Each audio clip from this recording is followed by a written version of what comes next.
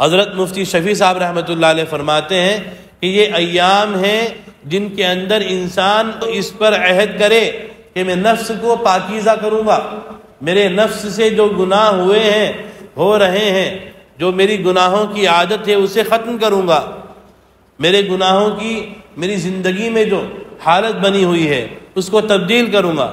اور ضروری بھی ہے، آپ دیکھیے ہم اور آپ تو کچھ بھی نہیں ہیں، اللہ کے رسول صلی اللہ علیہ وسلم جو تمام نبیوں کے سردار ہیں، اور آپ کے وہ نواسے حضرت سیدنا حسین رضی اللہ تعالی عنہ، جن کا مقام یہ ہے کہ آپ صلی اللہ علیہ وسلم ان کے ساتھ کھیلا کرتے تھے۔ جس وقت وہ آپ کی پیٹھ پر چڑھ جاتے، آپ سجدے سے اٹھنا گوارا نہیں فرماتے تھے۔ آپ منبر پہ ہیں اور وہ مسجد میں آ گئے، آپ ان کو گودی میں اٹھا لیا کرتے تھے، بلکہ یہاں تک روایات کے اندر آتا ہے کہ حضرت حسین رضی اللہ تعالی عنہ اس انسانیت کے واحد انسان ہیں جن کے چہرے کے اندر رسول اللہ صلی اللہ علیہ وسلم کے چہرے کی مشابہت پائی جاتی تھی۔ آپ کے چہرے کے مشابہ اگر کسی کا چہرہ ہوا ہے تو وہ آپ کے نواسے حضرت حسین رضی اللہ تعالی عنہ کا چہرہ تھا۔ حضرت حسن رضی اللہ عنہ کے چہرے میں حضرت علی کی مشابہت زیادہ تھی، لیکن حضرت حسین کے چہرے کے اندر رسول اللہ صلی اللہ علیہ وسلم کی مشابہت زیادہ تھی۔ اسی طرح ہم یہ سوچیں کہ جس انسان کو اللہ کے نبی سے اتنا قرب تعلق ہو، ان کی تربیت پائی ہو، اور آپ کی بیٹی حضرت فاطمہ رضی اللہ تعالی عنہ جو اللہ کے نبی کی لاڈلی ہیں اور اللہ کی اتنی مقرب اور پسندیدہ ہیں کہ جنہوں نے باوجود نبی کی اولاد ہونے کے اپنے شوہر اور بچوں کی خدمت کی ہے کہ امت کی عورت اس کی نظیر پیش نہیں کر سکتی۔ اس کے باوجود ایک بچہ جو علی رضی اللہ عنہ کا بیٹا ہے، فاطمہ رضی اللہ عنہ کا بیٹا ہے، محمد الرسول اللہ کا نواسا ہے، اس کے باوجود اگر اس کو دین کے لیے اپنے آپ کو قربان کرنا پڑ سکتا ہے تو ہمہ شمہ کی کیا حیثیت ہے؟ ہم یہ سوچتے ہیں کہ ہمیں سارا دین تشریح میں رکھا ہوا مل جائے، ہمیں سارا دین سہولت کے ساتھ اپنانے کا موقع مل جائے۔ اللہ کے رسول صلی اللہ علیہ وسلم نے فرمایا جو شخص مجھ سے محبت کرے گا اس پر حالات ایسے آئیں گے جیسے وادی سے پانی نیچے کی طرف آتا ہے، تیزی کے ساتھ امتحان ہوگا نا۔ ایک ایمان والے کے لیے، اللہ کے مقرب انسان کے لیے یہ دنیا مقصد نہیں ہے، یہ دنیا تو ایک گزرگاہ ہے، ایک امتحان گاہ ہے۔ اللہ نے پیدا کیا، موت آئے گی، اس بیچ کا جو وقت ہے یہ ایگزام کا وقت ہے، امتحان کا وقت ہے۔ جو سب کچھ ہم نے کیا ہے گویا ہم امتحان لکھ رہے ہیں، اس کے بعد جب موت آ جائے گی اب یہ امتحان کی کاپی چیک ہوگی، اب چیک ہونے کے بعد پھر فیصلہ ہوگا کہ یہ کس طرف جائے گا، جس کو اللہ نے قرآن میں فرمایا وَوُضِعَ الْكِتَابُ فَتَرَى الْمُجْرِمِينَ مُشْفِقِينَ مِمَّا فِيهِ، اور جب نامہ اعمال پیش کیا جائے گا ان لوگوں کو جو لوگ نافرمان ہیں تو وہ اس سے ڈریں گے۔ وَيَقُولُونَ يَا وَيْلَتَنَا مَا لِهَذَا الْكِتَابِ لَا يُغَادِرُ صَغِيرَةً وَلَا كَبِيرَةً، ہائے افسوس کہ اس نامہ اعمال نے کچھ بھی نہیں چھوڑا، چھوٹے سے چھوٹا گناہ اور بڑے سے بڑا گناہ اس میں شامل ہے، سارا کا سارا اکٹھا ہو کے سامنے آ گیا۔ اللہ فرمائیں گے وَلَا يَظْلِمُ رَبُّكَ أَحَدًا، بے فکر رہو، اللہ کی ملکیت ضرور ہے، بادشاہت ضرور ہے، لیکن ظلم نہیں ہوگا، ظلم نہیں ہوگا۔ فَمَن يَعْمَلْ مِثْقَالَ ذَرَّةٍ خَيْرًا يَرَهُ، جو ایک چھوٹی سی ذرے کے برابر نیکی کرے گا اسے پائے گا۔ کسی نے دیکھا ایک دوست کو اور دیکھ کر خوش ہوا، اس کو دعا دے دی دل میں، زبان سے کچھ نہیں کہا، یہ ایک باریک سی نیکی ہے، ضائع نہیں ہوگی۔ اسی طرح کسی دوست کو دیکھا اور فوراً تانا دیا، آ گیا، ضائع نہیں ہوگی، اس کا بھی بدلہ ہوگا، ایک ایک ذرے کا حساب ہوگا اللہ کے ہاں۔ اس لیے میرے محترم بزرگوں، دوستوں، عزیزوں، اپنی زندگی کو قربانی کے ساتھ نفس پر پیر رکھ کر گزارنے کی ضرورت ہے۔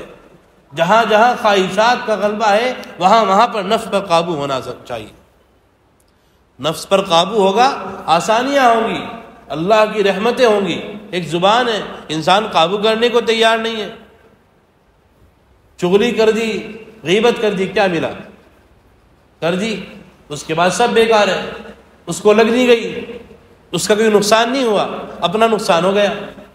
کسی کی غیبت کر دی، بدگمانی پیدا کر لی، اس کا کوئی نقصان نہیں. نقصان کس کا ہے؟ نقصان ہمارا ہے، کیونکہ ہم نے اپنے حصے کے اندر اس کے گناہ ڈال دیے. ہم نے اپنے حصے کے اندر اس کے گناہ ڈال دیے، اور یہ سب سے بری بات ہے.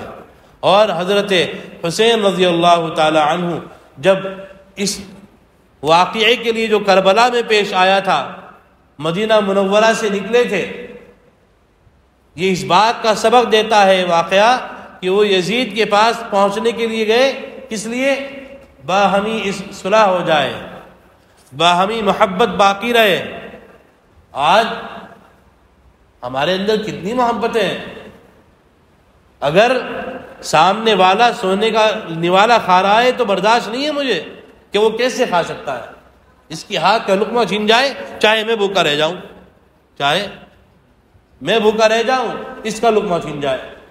یہ واقعہ اس بات کی تعلیم دیتا ہے اپنے نفس پر قابو کی ضرورت ہے، اپنی زبان پر قابو کی ضرورت ہے، اور اپنے آپ کو اپنے اہل و عیال کے ساتھ، اعزاء اقربا کے ساتھ، ہر ایک ایمان والے کے ساتھ اس محبت کا، صلح کا، درگزر کا تعلق قائم کرنے کی ضرورت ہے کہ جس کے بدلے میں ہلکا پھلکا نقصان بھی اٹھانا پڑے اٹھا لو.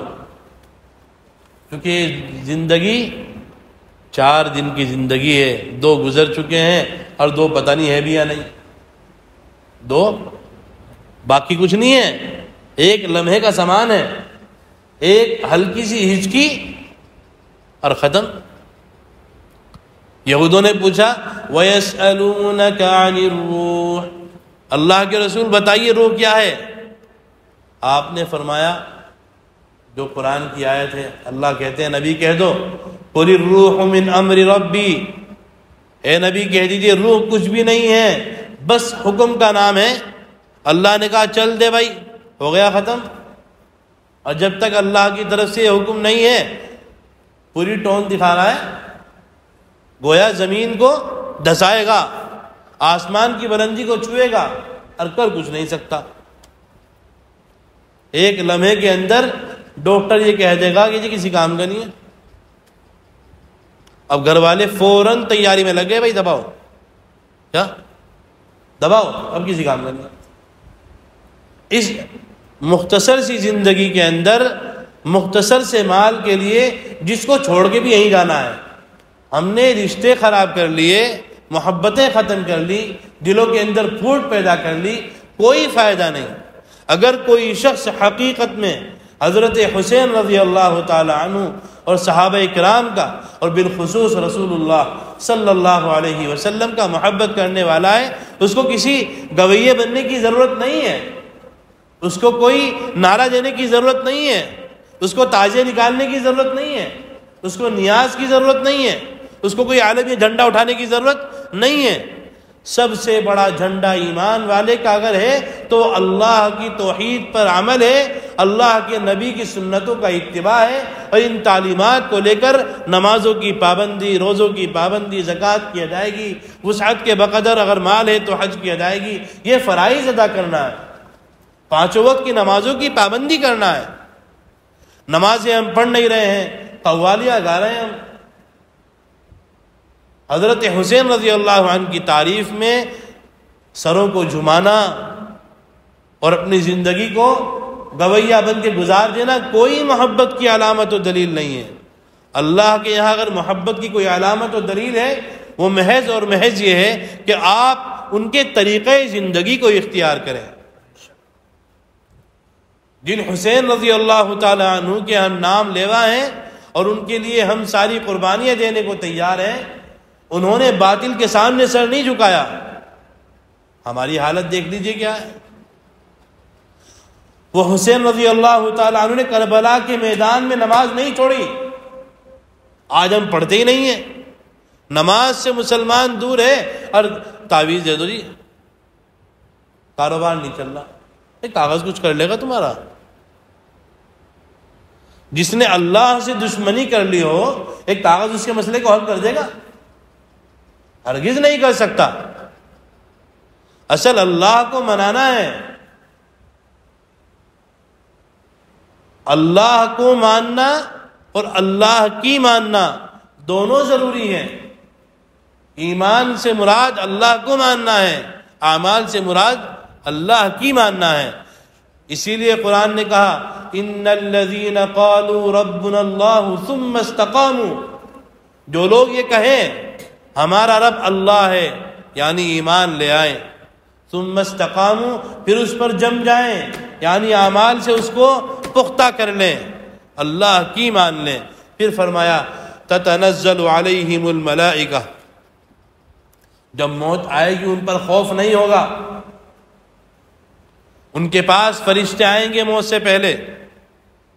جو اللہ والے ہوتے ہیں ان کے موت کے وقت فرشتے پاس ہوتے ہیں اور باقاعدہ مجلس ہوتی ہے اور وہ ان کی دلجوئی کرتے ہیں، ان سے باتیں کرتے ہیں اور کہتے ہیں لا تخافوا ولا تحزنوا، جو آپ دنیا چھوڑ رہے ہیں اس کا خوف نہ کریں، اس دنیا کو آپ فانی سمجھ رہے تھے، یہ دنیا 4 دن کی تھی ختم ہو گئی، ولا تحزنوا، اور جو آنے والی زندگی آخرت کی ہے اس سے غمگین نہ ہو، پریشان نہ ہو، وَأَبْشِرُوا بِالْجَنَّةِ الَّتِي كُنْتُمْ تُوعَدُونَ، اس کے بدلے اللہ تمہیں آخرت کے اندر جنت کا وعدہ کر رہا ہے۔ کائے کا وعدہ کر رہا ہے؟ نَحْنُ أَوْلِيَاؤُكُمْ فِي الْحَيَاةِ الدُّنْيَا وَفِي الْآخِرَةِ، اب یہاں سے آپ جائیں گے، آپ کی روح نکلے گی، روح نکلنے کے بعد جنت تک ہم آپ کے ساتھ ہیں، ہم آپ کے فرشتے چھوڑیں گے نہیں۔ فی الحیات الدنیا وفی الآخرہ، پھر فرمایا وَلَكُمْ فِيهَا مَا تَشْتَهِي أَنفُسُكُمْ وَلَكُمْ فِيهَا مَا تَدَّعُونَ، جو تم چاہ سکتے ہو چاہ کے دیکھو، جو تم چاہ سکتے ہو اسے چاہ کے دیکھو، اور جو تم سے وعدے کیے گئے ہیں روایتیں کھنگال لو، اللہ ان کو پورا کرے گا، اللہ ان کو پورا کرے گا، ساری خواہشات پوری ہوں گی، سارے وعدے پورے ہوں گے۔ اللہ نے جیسے مشک و زعفران سے گالا تیار ہو کر پھر سونے چاندی کی اور جواہرات کی اینٹوں سے محل کو بنایا جائے گا، وہ محل آپ کا انتظار کرے گا، اور وہ محل ایک چھوٹا سا مکان نہیں ہوگا جیسے ہماری دنیا کے مکانات ہیں۔ ایک روایت کے اندر آیا ہے کہ سب سے ادنا درجے کے جنتی کا جو مکان ہوگا اس کے اندر 60,000 کمرے ہوں گے، 60,000 کمرے ہوں گے، اور ایک کمرے کے 60,000 دروازے ہوں گے۔ یہ کیا ہے؟ سب سے ادنا درجے کے جنتی کی جنت۔ اور روایت نے ایک جگہ تو یہ لکھا ہے اللہ تعالیٰ ایسی حوریں عطا فرمائیں گے اگر پانی حلق سے اتارے گزرتا ہوا نظر آئے گا۔ دنیا کا چھوٹا سا سمندر تلاش کر لو، اس میں بہت ساری چینی ڈال دو اور میٹھا کر کے دکھا دو۔ حدیث پاک کے اندر آتا ہے اگر وہ حور اپنا لعاب دہن تھوک دے سمندر کے اندر تو شہد پھیکا لگے۔ شہد رات کے اندھیرے میں آسمان کے اندر سے اس کا پوروا ڈال دیا جائے تو سورج سے زیادہ روشن ہو جائے۔ اگر مسیری پر بیٹھی ہو صرف کھڑی ہو جائے، اتنی ادائیں ہیں کہ اگر موت مر نہ جائے تو دوبارہ مر جائے۔ لیکن یہ ان لوگوں کے لیے جو اللہ کو راضی کریں گے، جو دنیا کے اندر اپنے نفس پر قابو کریں گے، جو دنیا کے اندر اللہ کو مانیں گے، اللہ کی مانیں گے، اللہ کے نبی کی سنتوں کا اتباع کریں گے، ان لوگوں کے لیے زبانی جمع خرچ کا کوئی کام نہیں ہے، کام عمل کا ہے۔ ورنہ تو ساری دنیا ہے یوں ہی پھر رہی ہے۔ حضرت مولانا حسین مدنی رحمۃ اللہ علیہ فرمایا کرتے تھے کہ اگر کوئی شخص اس بات کا دعویٰ کرتا ہے کہ میں حسین سے محبت کرتا ہوں رضی اللہ عنہ، تو اس کے لیے لازم ہے کہ وہ سنتوں کا پابند ہو۔ جو سنتوں کا پابند نہیں وہ دعویٰ نہ کرے اس بات کا کہ میں ان سے محبت کرتا ہوں۔